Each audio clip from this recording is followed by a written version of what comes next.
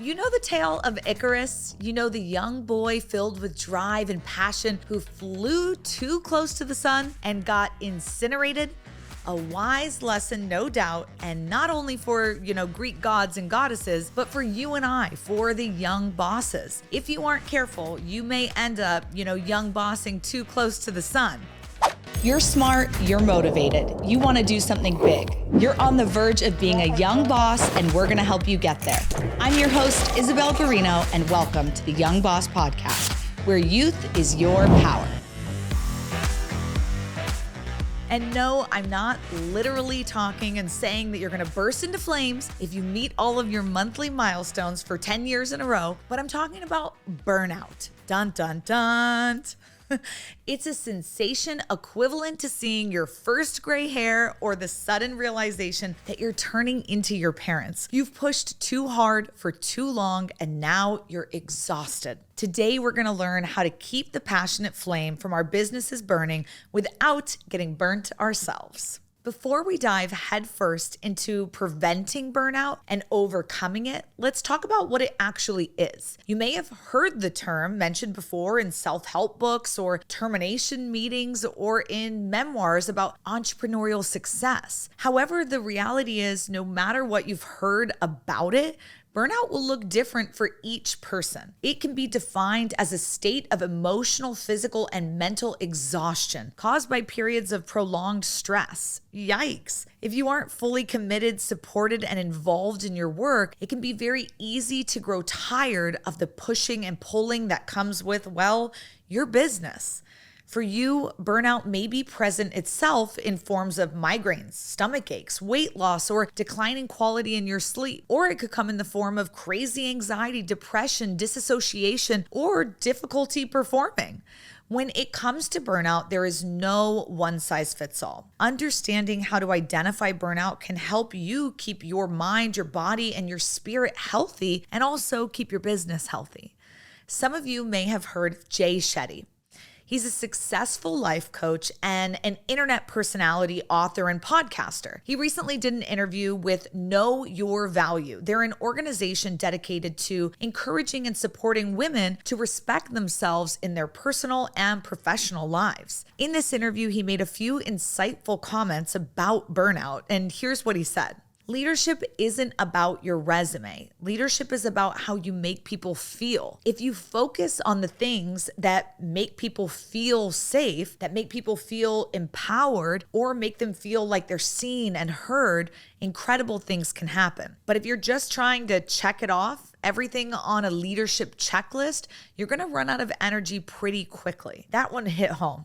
So you might be thinking, how does this apply to burnout? Well, something paramount in understanding the ins and outs of being a young boss is the necessity of leadership qualities. As a young boss, you will have to be the boss, duh. And as a boss, you're going to have a team you oversee, employees and partners, maybe that you mentor, and tasks you tackle with other people. So maintaining your mind, body, and soul is just as important as maintaining your communication and your monthly milestones and project approvals, if not more important. Unpopular opinion coming, but the path to burnout can affect others just as much as it affects you. And I should say your path to burnout, because you are responsible for knowing yourself and nourishing yourself. Don't be like Icarus and set yourself on fire, because you may end up burning your employees, partners, and clients too. And that, my friend, will probably not land you any rave reviews. All right,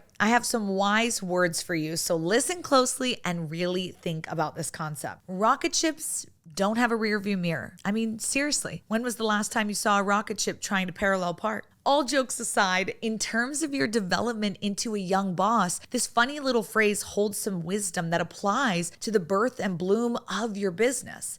In the beginning of building your brand, your clientele, your creation, you have to push fast and hard. You have to hustle. Anaya Skin, a Franco-American female badass and boss lady, most famous for her books, short stories, and essays, once spoke on the importance of hustling. She said, "Good things happen to those who hustle." And there is clear truth in the hustler's endgame. When starting up a business and building your reputation, you're going to be working long days and long nights. You're going to be working overtime and networking your ass off and diving into the structure, philosophy, and demographics of your business. It's part of becoming an entrepreneur, a young boss. But once your business is off the ground, it's important to take a breath, because you have to pivot to make other entrepreneurship characteristics a priority. The networking of getting your face and your brand out in the world that was once your most important task on your laundry list is now becoming the responsibility of your PR team.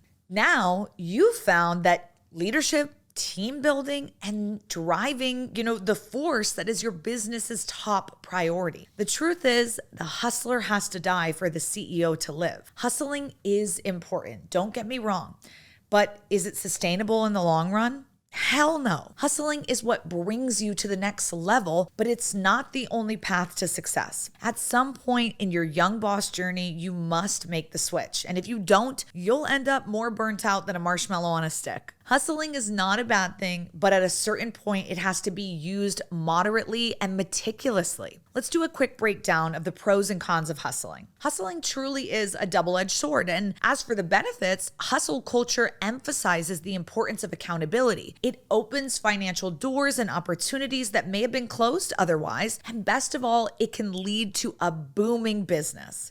However, the negative aspects of hustle culture may rear its ugly head in your personal life. Hustling can lead to long ass hours, long ass days, which may seriously cut into your time with your loved ones or social responsibilities or hobbies. Another disadvantage is that it may be difficult to maintain your self-care and personal aspirations as you put excessive energy into your business. Finally, you may be less financially stable as you were when you had your day job in the beginning. I really think that everyone, when you're starting a business, at some point, you are going to be the hustler. You, especially in the beginning, you can't avoid it. You're going to have to be this person. You're going to have to put in these, different hours and different mindsets and just go crazy all in to make it happen. But at some point, once you've hit a peak or you've hit a plateau, it's time to say, okay, what can I do to kind of offload these things to protect myself? Because I said it earlier, but I want you guys to really hear how important that is. If you keep grinding yourself down, you're eventually going to turn into dust, right? You have to take a break and give yourself that respite to become that CEO, right? To become that level up. And if you don't, then you're going to be dust, truly. Making the switch from hustler to CEO is important because you've got to avoid burnout. Hey, it's Isabel. Thanks for listening to the Young Boss podcast. I recently wrote a book called Young Boss, and it's filled with top tips I've learned over the years on how to survive and thrive in business. Pre-order your copy now by heading to the link in the podcast description. Now, back to the show. So believe it or not, you can actually run a successful business for a long time without burning out. You may be thinking, yeah, I hear you, but how do you do it? Well, lucky for you, that's why we're here. Follow along for 3 key ingredients: delegating and elevating, staying innovative, and having your own life outside of work. Those are my tips for you. First up, delegating and elevating. What does this mean in simple terms? Well, it means distributing the work evenly amongst you and your team members and growing as a result of teamwork and effort and distribution. Seems easy enough, right? While it may sound simple, we as young bosses tend to take on everything because, hey, that's what we're used to. We underwent a metamorphosis from hustler to young boss, so we have to delegate the work and think like a boss, not a budding entrepreneur. That being said, I'm excited to share some strategies I use to offload and distribute non-essential tasks. Be gone, right? First, distribute and, delegate like a boss. You have to trust your team. Hand off tasks that others can handle. Whether it's managing social media accounts, handling administrative tasks like managing calendars, offices, and bookkeeping, so on, right? It's so important to just get it off your plate. Whether that's a true employee or hiring a VA, whatever it looks like, it doesn't look like you doing everything. Secondly, embrace tech wizardry. Leverage technology to your advantage. Invest in tools and apps that can automate repetitive tasks or help you stay organized. Think of them as your digital sidekicks that can handle the nitty-gritty stuff. Nowadays, you can Google your specific needs and boom, you found a program that can do it for you. Tech is amazing and can absolutely help you turn your hands-on manual tasks into more automated processes that don't involve you. Finally, and possibly the most important, master the art of saying no. Sometimes you've got to be selective. Politely decline new commitments or projects that don't align with your core value. Saying no can be liberating and lets you focus on what truly matters. And don't worry, just because you say no doesn't mean your business can't take on a new development. Psst, this is where delegating tasks and trusting your team comes into play. The next tip to avoid burnout is to prioritize innovation. Embrace your inner artist, accepting outside perspectives, reevaluate your current techniques, and review your outdated processes. To simplify, listen to what your team, your clients, and even your competitors have to say. Baltasar Gracian, a Spanish poet and philosopher, once said, "A wise man gets more use from his enemies than a fool does from his friends." Learn from others and observe their choices and then observe yours. It's important to constantly reanalyze your business, how it works, and what your goals are. Review the outdated ideas that you Kobe into the garbage can. Again, ask yourself, why didn't they work? What adjustments did we make to those techniques? Was the idea only applicable for this group rather than this group? Those are the keys to constant innovation. Now let's talk about maintaining your life outside of work. You know how when you work out, you have to exercise all the muscles or else you risk muscle atrophy? Now apply it to your professional life, your personal life, and your social life. Maintaining your mental health and keeping your personal relationships alive and fruitful is so important. Your loved ones, safe spaces, and personal hobbies are the foundation on which you build everything. If you neglect the foundation of a house, what happens? Bingo. That thing crumbles. Though it may seem impossible maintaining and continuing your business without burning out, it is possible. You just have to be vigilant and calculated. Here's another piece of advice. Do the work while you're young so you can relax while you're old. We're all familiar with the saying, with age comes wisdom, right? Well, let's add a little sentiment to that. With age comes wisdom, with youth comes energy. I cannot stress the importance of utilizing your youth. Working hard when you're green will help prevent burnout in the long run. Want to know how to take advantage of your youth? Become a sponge and give SpongeBob a run for his money. I mean, everything you see or hear should be absorbed for your growth, reference, and knowledge, right? A young mind is a bright mind, and as long as it's willing to learn, listen to those who've gone before you. Learn from their mistakes and their successes.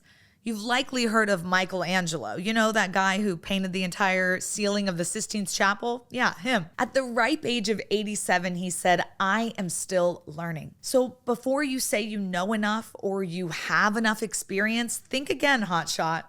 Secondly, network, network, network. Shall I say it again? I think I will. Network your ass off. Forming business connections and professional relationships while you're young and growing alongside your fellow companies is important to creating and then maintaining a support system. Like I mentioned earlier, you have to build and maintain the foundations of your team. While we're still daydreaming, Rome wasn't built in a day, and it certainly wasn't built only by one person. Your community is paramount. Build it while others are building theirs.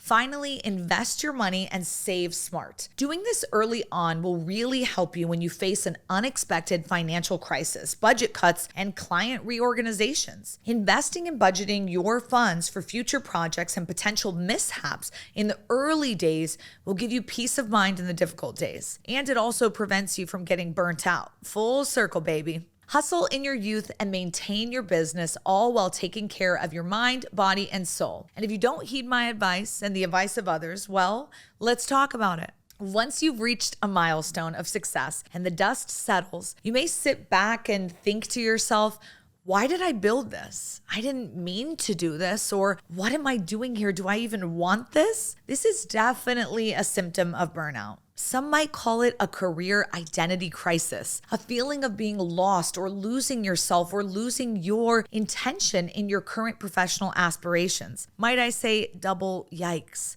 Burnout and a career identity crisis is a match made in hell. If you're feeling this, make sure you've spent time in your personal vision. Reanalyze, reevaluate, go back to home base and reflect on your desires and needs. Then begin asking for help in situations where you feel professionally and personally overwhelmed. Starting each week with your vision in mind, your vision literally right in front of you, will help you. Others will not know what you want or what you need if you don't tell them. You have to share that vision, share your goals. But if you do rope in support, there's always going to be loved ones, coworkers, partners, and employees who are literally sitting by waiting for you to ask them for help, ask them for advice, and they're going to be thrilled to help you. I know for me, when it comes to burnout, taking on all the tasks felt like, well, I'm the best person to do them, so I have to do them all. And I wasn't going with what I knew, delegate and elevate and make sure it fits my vision. And then one day I woke up and I'm like, I don't want to do this. This doesn't make me happy. I want out. And it was like, whoa, whoa, whoa, whoa, whoa. Do I really want that? Or am I taking on too much? And I realized I was starting to hit that burnout phase. And I wasn't prioritizing, my health and hanging out with my friends and spending time with my partner. And it was like, okay, these are the things that bring me joy in life. Let me go back to what I love doing in my business. What brings me joy? What brings me happiness? What fulfills me? Let me offload everything else. Get VAs doing it, get other team members doing it. And when it comes up again, because it's going to come up again, right? And when it comes up again, and then you look at it and say, nope, I told myself I wasn't doing it. You forward it to the person who's supposed to be doing it. And guess what? All of a sudden, your day, you get it back. Your life, you get it back. And you can start reincorporating your personal life and that balance between your work life and your personal life. And it can really save you from having an identity crisis. But if I didn't catch this early on, if I didn't have my vision written out so I could go back and look and say, my day is not reflective of what I wrote down, of what I want it to look like, then I wouldn't have known that. And I probably would have kept going down that path, and I probably would have kept burning out even worse and worse and worse until I just said, I'm over it, I'm out, I'm done. And I don't want you to hit that. So if life is anything, it's unpredictable. This applies to personal life, professional life, and so forth. So sometimes you'll have to stop and reevaluate where you are and where you're trying to go. An important part of avoiding burnout and nourishing passion is making sure you're aligned with your goals. The head, heart, and feet will know if you're in the right seat. And if you don't stop and realize you aren't doing what you feel like you should, scooch out of the seat and find another. 2 important strategies in reassessing and reevaluating your professional life and personal life are to ask others if they think you're happy, and ask yourself if you feel happy. Always find time for yourself, whether that be in meditation, therapy, or another activity that connects your mind and your heart. Ask yourself if you're happy, if you're driven, if you would be okay doing this for another year, another 6 months, another 5 years. Be honest with yourself.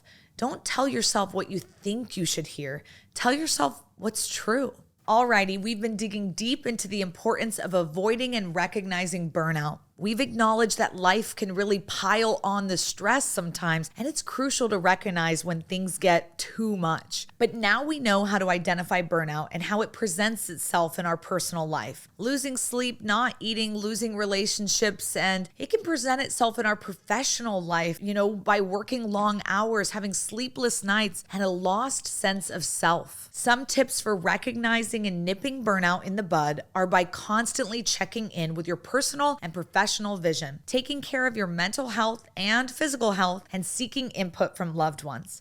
We've discussed that it's not enough to just know when you're drowning in stress. You have to be open about it. Speak up. Let your needs and wants be known to those around you. Communication is key. And to drive the point home, we've shared some amazing stories where seeking help turned things around in a big way.